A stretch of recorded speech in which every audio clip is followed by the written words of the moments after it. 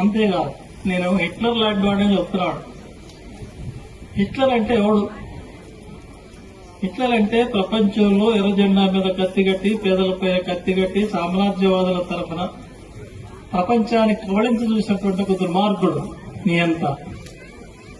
Hitler అంటేనే ప్రపంచంలో అందరూ వ్యతిరేకిస్తారు. కమ్యూనిస్టులే కాదు, అందరూ వ్యతిరేకిస్తారు. ప్రజాస్వామ్యాన్ని కోరుకునే ప్రతి ఒక్కళ్ళు హిట్లర్ వ్యతిరేకిస్తారు, హిట్లర్ విధానాలు వ్యతిరేకిస్తారు.